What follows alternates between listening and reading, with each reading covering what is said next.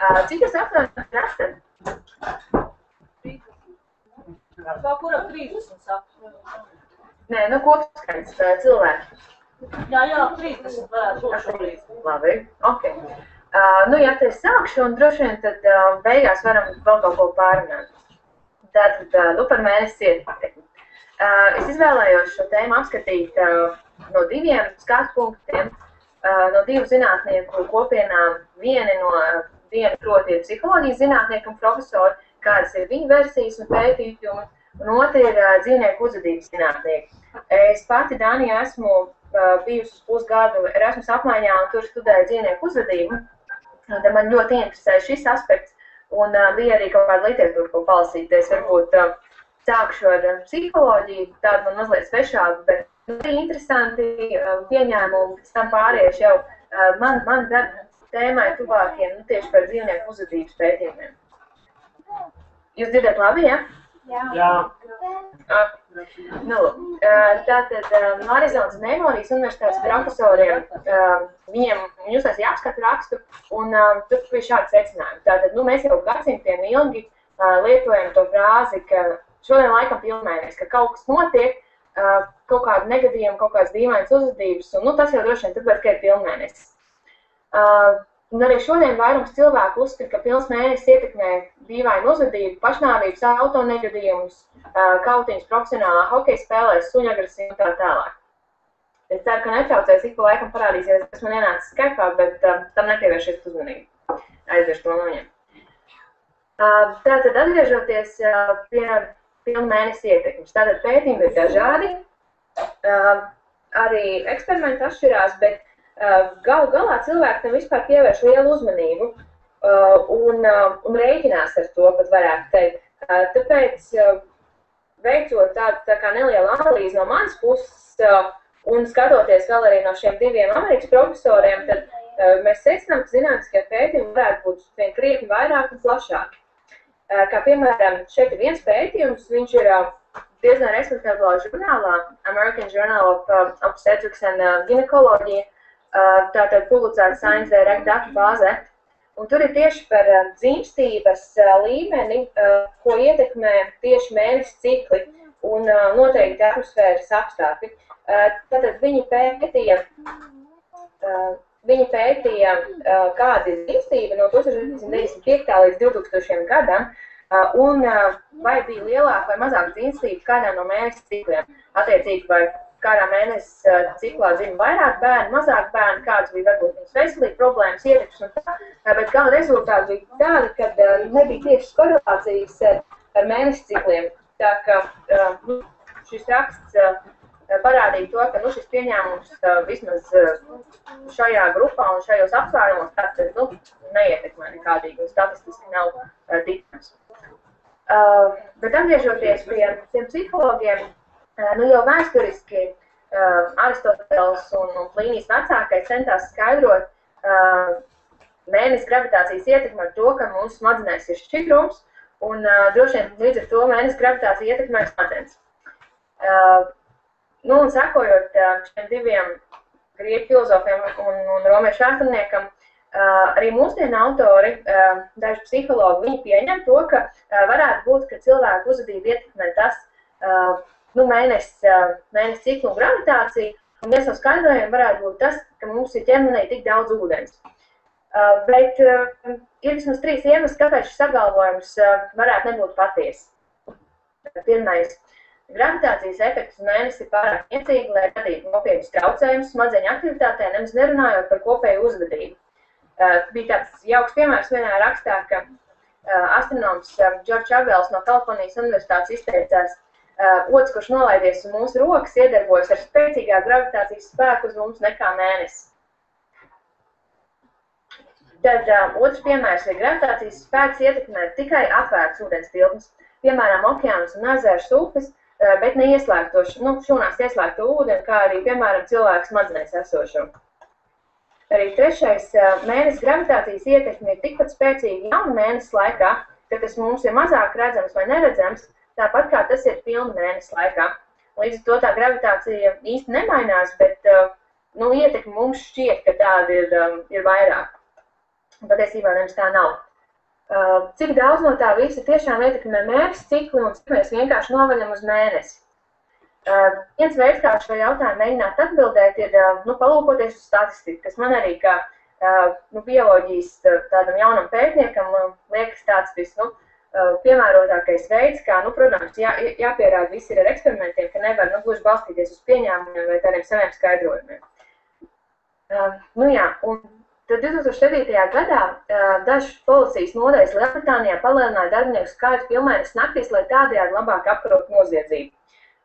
Nav īsti datu, kā viņiem tur veicās, bet atradot vienu citu pētījumu, kurš tika veikts tieši par autonegadījumiem. Un pētījumā, kas tika veikts 1982. Gadā, tiešām ieguva tādas statistiski ticams rezultātus, ka vairāk avāriju notika pilnmēnesis laikā. Bet šis pētījums vēlāk tika apgāsts, jo uzrādījās entuziasti, kas paskatījās, kad tika veikts šis eksperiments, kad tika veikts šis pētījums, un tas notika tātad pilnmēnesis bija tieši nedēļas nogalēs.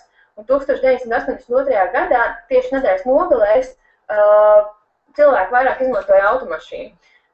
Zinātnieki ņēma šo faktoru vērā, un kad tika tas iesaistīts rezultātos, tad izrādījās, ka pilnā mēneša ietekme tomēr nav statistiski ticama un neietekmē šo avāriju statistiku.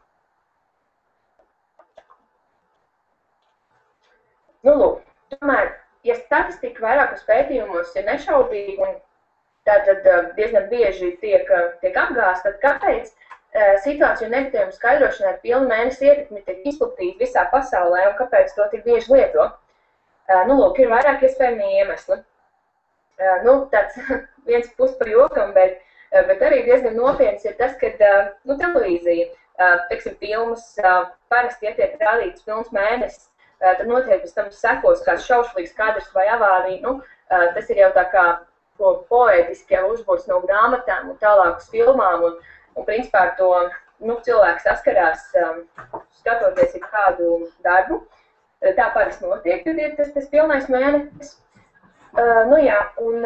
Tad pie Viskonsīnas universitātes psihologi norāda, ka mūsu psihē ir tendence veidot iluzionāras korelācijas un uztvert asociācijas, kas patiesībā nemaz īsti varbūt nav. Piemēram, tā kā daži, teiksim, vecāki cilvēki sūdzēs par sāpēm locītavā, kad ir kaut kāda sliktāka laikapstākļi, lietaināks laiks, bet kad tiek veikti tiešām zinātniski eksperimenti, tā kā mēģinās pārbaudīt šo hipotēzi lietainā laikā, tad tas statistiski nav ticams, neapliecinās, tā ka rezultāti varbūt nemaz nekorelē. Tad, ja kaut kas pilnais notiek šajā pilnais laikā, mēs par to piedomājam gan paši, savā prātā analizējam, pastāstam varbūt vēl citiem radiniekiem, draugiem, un to pieredzi atsaucam atmiņā, kad atkal ir pilnmēnesis, un mēs kādu notikumu varam asociēt atkal ar to. Un mēs to darām, jo tie kooperatīvi atgadījumi iedarās mūsu priekšstatos. Teiksim, kā piemērs ir veikts pētījums, kurā tika secināts, ka psihiskās klīnikas māsiņas, kuras ziņoja vairāk par pacientu savdabīgo uzvešanos tieši pilnmēnesis laikā, tiešām ticēja pilnmēnesis fenomenam, salīdzinot atkal ar māsņām, kas īsti netiks pilnmēnesis ietekmei uz pacientu uzvedību, kuras ziņojumus veica retāk un šajā pašā laika periodā, teiksim, nenovēroja tik lielu aktivitāti no slimniekiem. Lūk, nav viennozīmīgi skaidrojumi, bet ir kāds interesants pieņēmums, ja variants, kas mēģina izskaidrot tieši šo pilna mēnesi vainošanu sabiedrībā cilvēkiem. Psihiatrs no Emorijas universitātes ar saviem kolēģiem norāda, ka pilna mēnesi ietekmi var saturēt nelielu daļu patiesības, kas kādreiz bijusi aktuāla. Proti, pirms elektriskā apgaismojuma, kas tik plaši pieejams mūsdienās, mums visur ir lampas, mums ir ārā apgaismojums pilsētās, arī laukos jau ir ievilkt elektrību un spuldzītes un eļas lampiņas bija, bet kad cilvēki senāk, vienīgā uguns bija dzīvā uguns, kad bija spēcīgs uguns, kuri viņi nebija pieraduši tik ļoti pie spilta apgaismojuma tumsā. Līdz ar to mēnesis, viņš bija pilnmēnesis un ļoti liels spiltums no viņa staroja, tas bija diezgan neparasti un ļoti traucēja gulēt. Un līdz ar to tika radīti diezgan nopietni miega traucējumi, kas tīri fizioloģiski ir saistīti ar uzvedību un psihisko līdzsvaru. Tāpēc radās dažādi smadzeņu bipolāri traucējumi, kā arī dīvaināka uzvedība, ko cilvēki tad asociēja gan ar sevi, gan ar saviem paziņām, ciema ļaudīm, citiem. Un tā tas radās. Un īstenībā man patīk tālāk šis pētījums, ka tas notiek arī mūsdienās un apstiprinās. Jo, teiksim, Šveices zinātnieki pavisam nesenā pētījumā no Bērnas universitātes, viņi tad gribēja pārbaudīt. Tas no sākuma bija tā kā tāds eksperiments, ko viņi gribēja pārbaudīt, tīri savu zināšanu pēc, tas nebija gluži finansiāli pamatots, bet beigās viņi iegūma finansējumu, jo tas izrādījās ļoti interesanti. Tātad, vai cilvēku miega ilgums ir atkarīgs no mēneša fāzes? Pētījumā piedalījās 1100 cilvēki, vairāk kā 2,5 mēnešu garumā. Tie rezultāti bija tādi, ka cilvēki tiešām guļ vidēji par 20 minūtēm mazāk pilnmēneša naktīs, salīdzinot ar jaunu mēneša naktīm.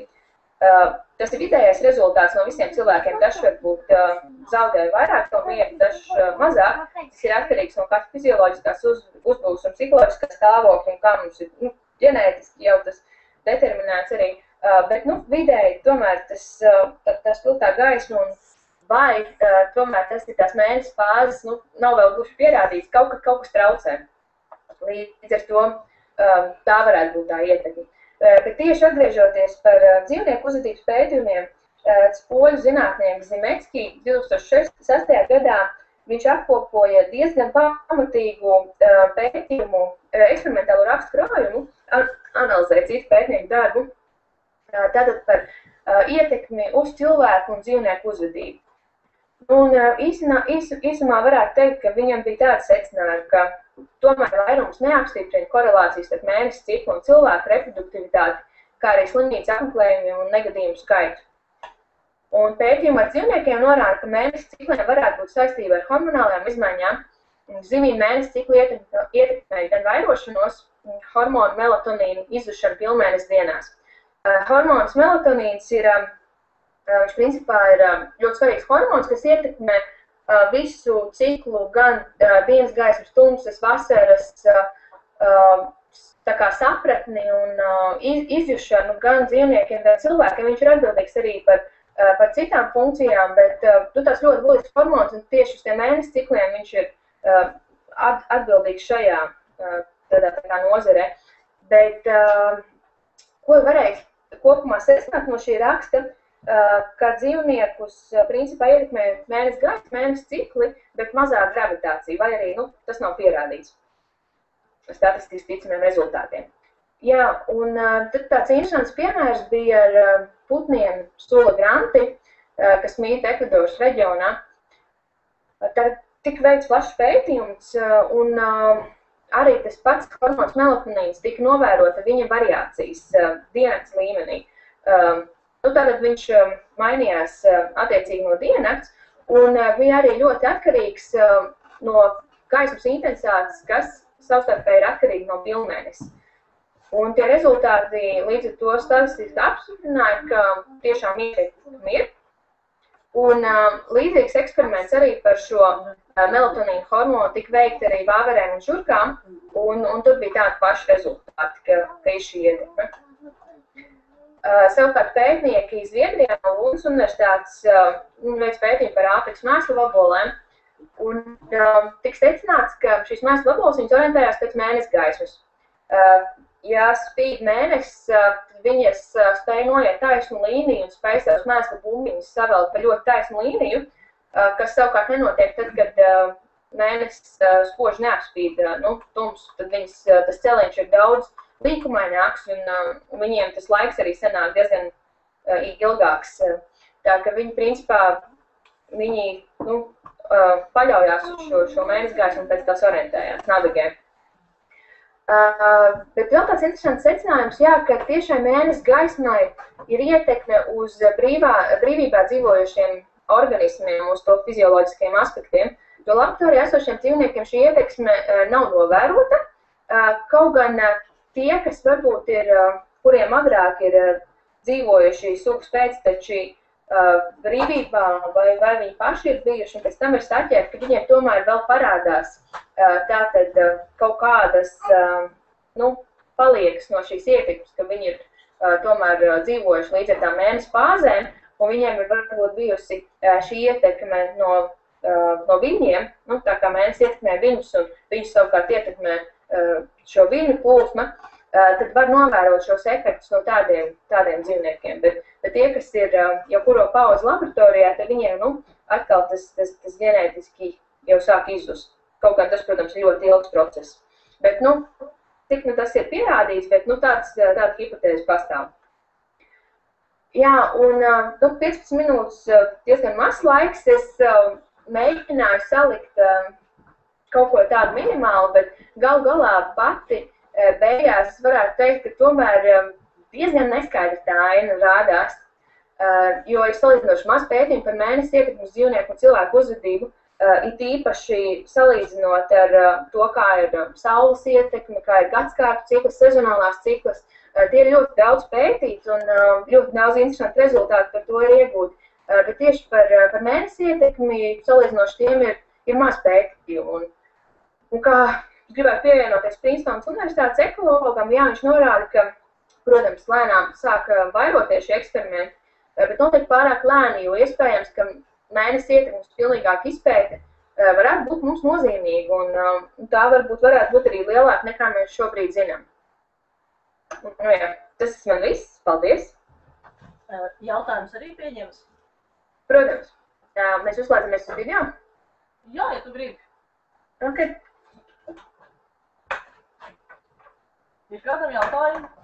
Man vajag to, ka vispārēji cilvēki kā uzskata, ka mēnesis, sevišķi pilnmēnesis ietekmē no dzīvi nevarētu būt saistīti ar to, teiksim, kā, nu, kādreiz, ka tiešām tāda mākslīga apgaismojuma praktiski nebija, kā tajās tumšajās naktas stundās, kas pilnmēnesī bija gaišā, notika ar vairāk visādi, nu, ļaunu lietu, teiksim. Par ļaunu arī izmanto pilnmēnesi. Jā, un tas kaut kā paliks iespiedies atmiņā, vai tā nevarētu. Tu dzirdēji, vai tu nedzirdēji? Es negribēju pārtraukt, bet es nedzirdēju. Jūs varētu būt atkārtot, kāds tas ir ar mikrofonu? Principā ir tā, ka vai mēnesi vai ietekme nav saistīta tā domas par pilnmēnesi ietekmi nav saistīts ar to, ka kādreiz tieši arī, teiksim, pilnmēnesis naktīs cilvēki šo laiku izmantoja vairāk ļauniem darbiem. Vai arī tas nevarētu būt saistīts ar to, ka, nu, mēs uzskatām, ka pilnmēnesis laikā ir vairāk visādu, nu, neģēlību. Jā, es pilnīgi piekrītu, jo tā varētu būt tāda tā kā kulturāla fosīlija, kas ir palikusi no vēstures mums, un tā joprojām ir zinām, jā. Jo tas ir interesanti, un tas ir kaut kādi priekšstati, kas ir veidojušies, un tā jau padod no paudzēm tālāk, un es domāju, ka noteikti tā ir tāda ietekme, bet tur jau tā lieta, ka zinātnieki mēģina paskaidrot to, jo viņi arī jau saprot, ka ir šie visādi priekšstati un idejas, un kā to varētu izskaidrot, bet tas nav tik vienkārši, jo ir tiešām daudz faktoru, kas ietekmē kaut kādu vienu vai vairākus notikumus, un tad, lai to pētītu, vispārējo ir jāizslēdz. Un, teiksim, kā tas ir ar tiem laboratorijas dzīvniekiem, ka viņi sāk kaut ko pētīt, bet tie laboratorijas dzīvnieki jau ir, viņi ir izolēti no tiem apstākļiem, teiksim, labi, ja viņi padod tikai to mēnesi viņiem, bet iepriekš viņš nav bijis, tad nav viņiem attīstījies, tad viņa fizioloģijā, tad tur varbūt ir komplikācijas pētīšanai, bet man liekas, ka, aizvien jau paliek tās metodas pilnvērtīgākas un tehnoloģijas attīstītākas, ka drīzumā jau tas arī tiks noskaidrots, tāpēc es arī negribētu ticēt, ka tas ir viss, kas mums ir un ko mēs varam par to uzzināt. Kāda vēl pētījuma tiek veikta šajā tieši nozarē, izņemot sniega ilgumu, autoavārijas, varbūt vienkārši pievērst ar sniegu? Vai ir vēl kādi pētījumi, kas tiek veikti tieši saistībā ar mēnesi ietekmi bez, teiksim, negadījumu skaita, bez miega ilgumu, vēl kaut kas tāds? Viņi pārsvarā, tas, ko pirmajā prezentācijas daļā mēģināja vairāk stāstīt, tie psiholoģijas profesori un zinātnieki, kas tieši interesējās par cilvēku psihiku, un tad viņiem tie pētījumi ir vairāk vērsti uz tādiem medicīnas iznākumiem. Principā praktisks vajadzības visu. Fundamentāli zinātne, protams, arī vienmēr ir ļoti interesanti, bet vairāk, teiksim, kaut kā tā izsakoties finansiāli var dabūt finansējumu tikai tad, ja tam ir kaut kāda praktiski jēga. Un tad tie pētījumi vairāk ir vērsti arī tiešām, kad ir tie slimnīcas pētījumi, lai slimnīca būtu gatava, teiksim, ja tiešām pilnmēnesis naktī notiek vairāk tie negatīvi, lai varētu uzņemt vairāk tos cilvēkus, vai arī, teiksim, ar to reprodukciju, ka, ja, teiksim, ir kaut kā, ietekme no mēnesis cikla, kā ieņemt to bērniņu, ka, teiksim, tur atkal ģenētiķi un ginekologi un visi ārsti, kas ir saistīti ar bērniņu dzimšanām, ka viņi varētu ar to rēķināties. Bet, principā, arī tas bija viens pētījums, kas, pat vairāk pētījumi, kas pasaka to, ka tā grūtniecība nav tieši, statistiski ticama, un tas varētu būt radies no menstruālā cikla tam, nosacījumu, vai ne, ka tam ir saistība ar mēnesi ciklu, bet es lasīju vienu to Nature rakstu, kad arī ar menstruācijām ir tā, ka tur ir tikai sakritība, ka viņš ir nosaukts uz tā paša vārda sakni, ka nav tieši sakritības ar mēnesi fāzēm. Jo tāpat citiem dzīvniekiem arī ir menstruācijas, un viņiem tie cikli nav tik gari, ir savādāki, un katram cilvēkam, katrai sievietei arī viņi ir individuāli, tā ka tur īsti neapstiprinās. Bet ļoti daudz par tiem pētījumiem, kādās nozēs, tad slimnīca, policija, lai apkarotu slepkavības, noziegumus, tādas visās praktiskas lietas, bet otra atkal, kas interesējās, ir dzīvnieku uzvedības pētnieki.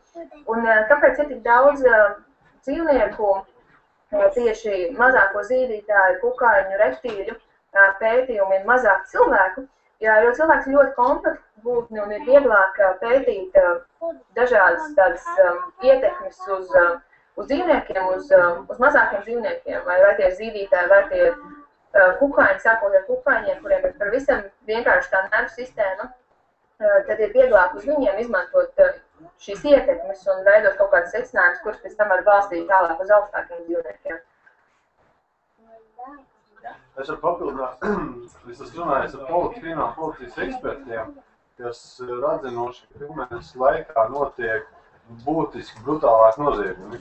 Un to īstenībā es esmu studējis arī tiesu psihiatriju, un psihiatri arī Rīgā ir atzinuši, ka pilnmēnesis laikā būtiski tomēr pieauga tā brutalitāte un arī dīvaini noziegumi visādi.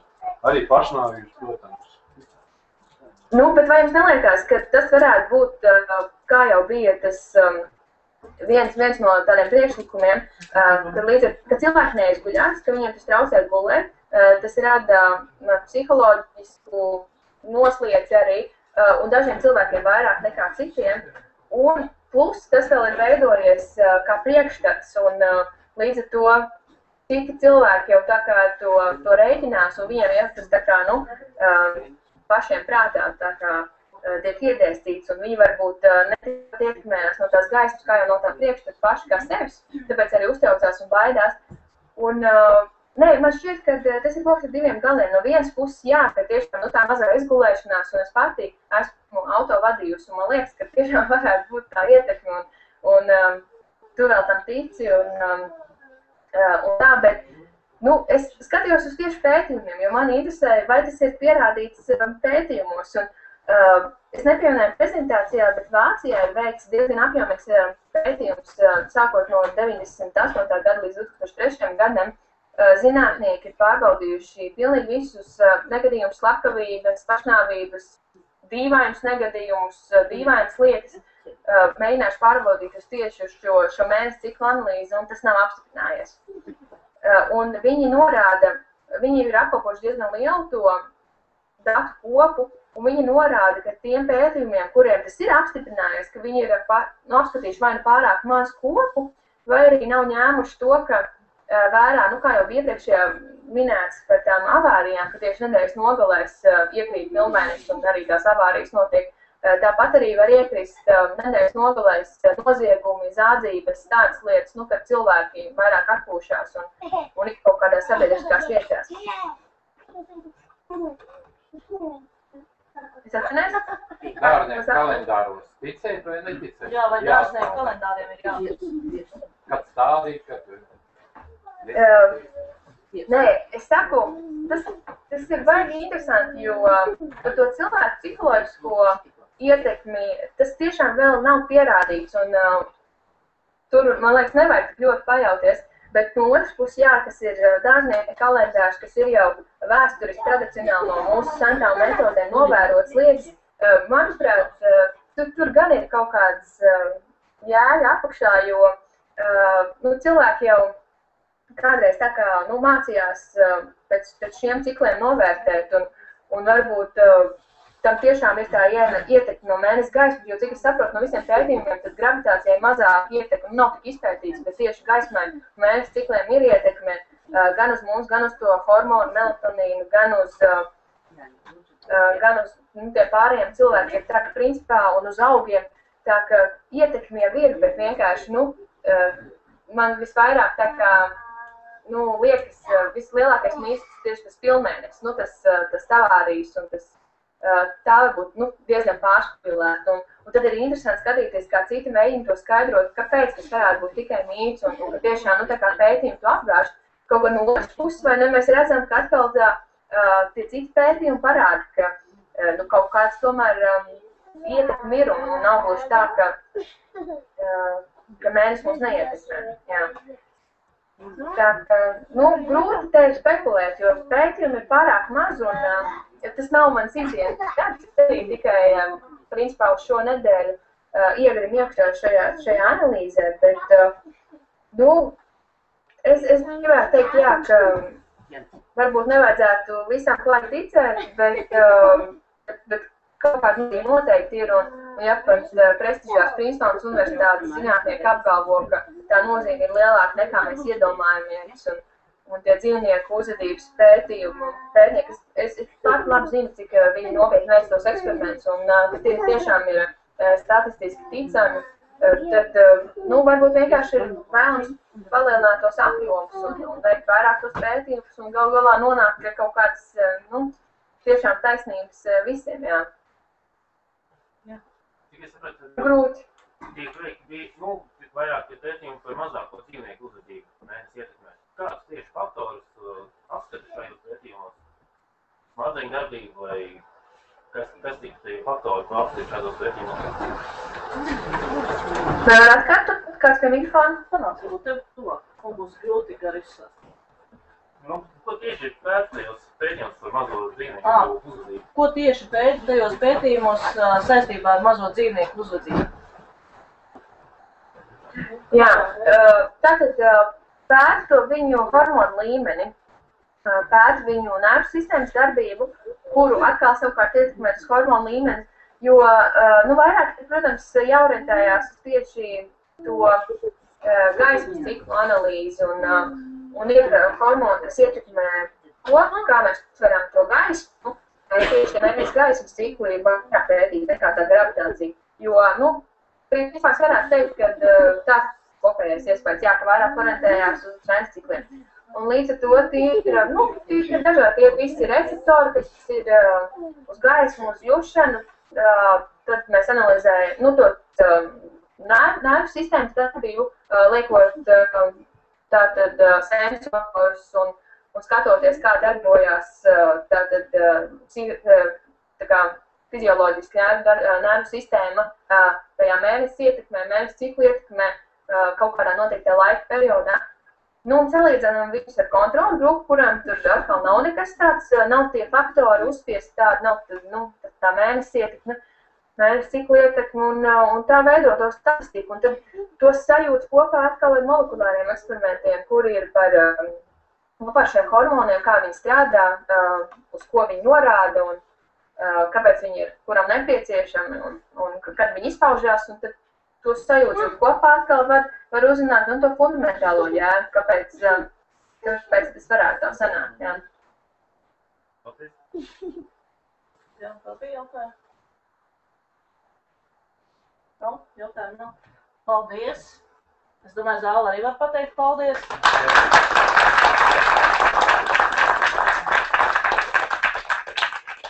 Tiešām bija ļoti jauki un ceram, ka mēs arī kādreiz citreiz varēsim būt klātienē redzēt kādu no biologiem.